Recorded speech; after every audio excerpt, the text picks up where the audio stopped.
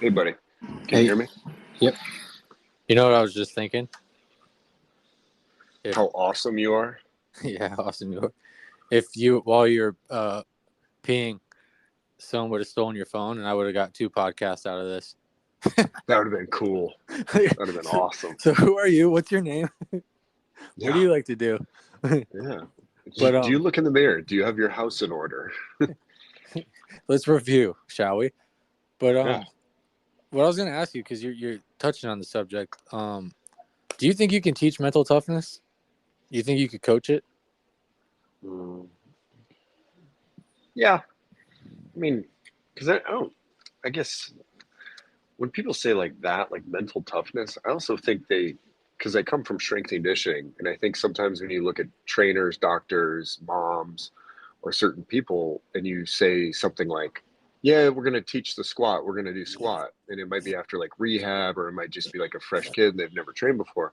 Everybody thinks about some weird gym fail combination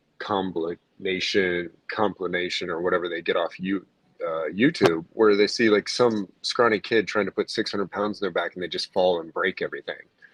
And it's like, okay, so you think mental toughness is to like some sort of weird barrier to entrance, like some sort of border wall that you can't cross. And really, like, come on, if you can just wait, like, what is mental toughness to you? So I would ask him, I'd be like, so, you know, maybe it's being a good, productive member of society. All right. So what's that look like? Well, you probably want to have a clean lawn in your yard. You probably want to, do some things that are environmentally friendly with recycling. You probably want to be able to like, I don't know, help an old lady across the road and stuff like that, and et cetera. And you start looking at these things and, it's like, do you volunteer at a boys and girls shelter? Well, what's easier to do than that right away? So maybe wave and smile at your neighbors. So just start small and work your way up. So mental toughness, maybe in some people's minds, it's like this waking up at 4 a.m. and just getting after it or something. But honestly, maybe for you, like if you're somebody who's waking up at 10, maybe just wake up at 8. Just start different. If I guess waking up is part of mental toughness, I mean, it's not like anybody's being tortured like old school war torture here. Like when you think of mental toughness, there's this varying scale of it, right? So when people, going back to the example, you say squatting to a mom and her son or daughter or this doctor after rehab, maybe they're thinking this weird YouTube thing they saw with this idiot walking out 500 pounds and just staples them to the ground and blows out a knee. So stop making it something that it's not, and one, define it. So yeah, if you can define it, then maybe we can walk through some routines, habits, and behaviors to actually achieve this, right? So let's Right. break it down. Make it a goal, break it down. What's your low hanging fruit? What are your highest impact things? And maybe attack both ends of that. Gotcha. Yeah, because I looked at it as more of like the part where like you break. Like, say you're having a hard roll, you're tired, or like you watch a UFC fight. This guy's tired, but he's still going. He's still finding motivation. He's Yeah, still but, like coming but how at do it. you know that's tough for him? So like maybe we again goes back to body language. Maybe he has poor body language, but conditioned wise, his lungs, his heart, like as far as like the strength and his actual like lactate thresholds in his muscles, they're not that high. Like maybe he's actually in a great state. Maybe it's not physically demanding. Most people think it's some weird, coming from football coaching, they think it's some weird like physical thing. They confuse physical toughness with mental toughness. I think mental toughness is more like these habitual like routines that somebody can do consistently over a long duration of time, where most people confuse it as physical toughness, which maybe that fighter honestly could go 4 more rounds. I don't know. You don't know. Maybe he just has bad body language right now, but really he's just trying to sucker his opponent into it. That's very true. Yeah, most people, like you line up, so there's 25 kids, right? Go back to that recruiting example. Well, in the past, like some coaches are like, oh, we're going to do our conditioning test day one, week one, and see who's tough. Okay, well, the 4 kids that just kicked the crap out of your conditioning test, you don't know if they're mentally tough. They're just physically, they just were in better physical condition than what you had the other 21 guys do. They were not prepared for it. So when you look at it in order of preparedness, so what are you actually doing to prepare them mentally? Are they prepared for mundane, like just mundane tasks, like consistently? Like, is your team mentally tough on a Tuesday in late October or late November in the season to actually go get a good practice, wear a smile, and have a positive set of body language? Like, it's not really a conditioning task then. It's definitely more mental. Where in the physical, we all screw it up. It's like winter conditioning, and Billy did his whatever shuttles better than Joey, and it's like, what do you mean? Billy's just physically better right now. It doesn't mean we can't get Joey there in 3 months or 3 weeks. And it doesn't mean same with mental toughness. Like, you are now more mentally tough due to your daughter. Like, you just went things that made you mentally tougher and built up your perseverance than you were 5 years ago. So don't first get the exact definition that people are talking about. And then most likely, yes, you can build mental toughness and or physical toughness. That's a Like, solid point. are you financially tough? I mean, there's a question. What are Right. you paying your credit cards every month off? Like, what do you got? You got debt hanging over you? I mean, like, so if you're not financially tough, you're probably not going to have great quality of sleep, great quality of communication with your battle buddy, your spouse. Like, these things go hand in hand. They feed on each other. That's a that's a really good point. I never looked at it like that. I've always kind of leaned towards like you could build it like a habit, or maybe not a habit, but build it like a almost like a muscle, like a little bit at Yeah. a time. Yeah. Like, I mean, think about, it's kind of like inverse. Like when you're a white belt, by the time you're a blue belt, you're pretty tough because you've gained some technique and you've actually gotten your breath and your conditioning level. So when you're mounted, your back take, your inside control, whatever, like you're able to deal a little bit more, or you're pummeling while you're standing up. Well, actually, too, what's interesting is by the time you're like purple belt, like you're probably actually lazier and in less condition, depending upon your environment, because in the normal groups, I don't know the exact percentage, but like what 80% of people come in, never get a blue belt. Of that 20%, 19% never get a purple belt. So your left is, I mean, look at it. Like, so what 90% of your gym, almost any gym, not specifically saying your gym, but any gym, is people as a purple belt you can just wipe the floor with. So you only have to be on instead of 100% of the time, 10 to 20% of the time. So you're actually getting less conditioned because you're having fewer rolls of greater efforts. And you might actually be coming, unless you're spending more time with the better belts and better athletes, um, you might be becoming less conditioned and therefore maybe in your eyes mentally weaker. Um, it's another way to think of it too. I agree with the purple belt thing. I think that like you you do get a little bit more technical and efficient. So therefore it's exactly as you said, like you're not as in good shape. Like when you're a blue belt and everybody's a tough roll, you're always rolling tough. Mm-hmm. You're always Mm-hmm. rolling hard. You almost have no choice. But then like as you become purple, you become technical to where like you have to find new ways to push yourself. And I could only imagine how it is at black belt. Yeah. Like, so some guys at the gym were asking me too, and they're purple and brown and black belts. They were asking me like, "What do you do to condition?" I said, "Well, like a low hanging fruit is all you guys condition roll together." And a next thing go down is you do the positional rolls and things you're not accustomed, they're not part of your game. You're not like, you're a blue belt in this area of the game. So spend more time here. It'll tax you more conditioning wise. Then you come down another tier to make it harder. It's like, okay, well, positional rolls paired with the assault bike sprint for 30 to 60 seconds. And then you get off the bike and you go do the 5 minute roll. So you're already conditioning wise taxed. And now I'm in a positional roll where I'm really shitty, trying to pass De La Hiva on this one guy. And he's starting in De La Hiva and he's got a collar already, like, and I suck at doing it, so level it down, put yourself in more compromising positions, you know, than you're accustomed to right now. Yeah. Um There's actually a few gyms I've heard of that do that, where they tire you out in the advanced classes. They tire you out in the warm up, so the warm up is way Mm-hmm. more intense, and they do a lot more positional training. And I think actually Gordon Ryan brushes up on that too, where he says that they get tired and then they do positional training from guy positions once they're tired. Yeah, so I would say if you're developing a new skill, do it fresh. But if you're practicing skills that you're a purple, brown, black belt in this specific position and skill, then yeah, to advance that, you need to be against like kind belts in your bodies and maybe do some conditioning and fatigue work before, so that you can think when you're stressed, you know. No, dude, I don't know. I'm just kidding. Of course I know. Mm.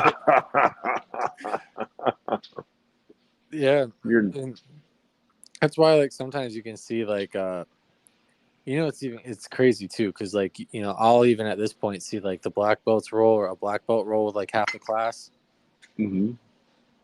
and he's like normal, like he's not even sweating, looks like it's like unchallenged. Like, and actually professor the other day, it was kind of funny, speaking of this, he there was an issue at the gym where, and I there's an issue at the gym where someone, like, basically things got a little bit heated.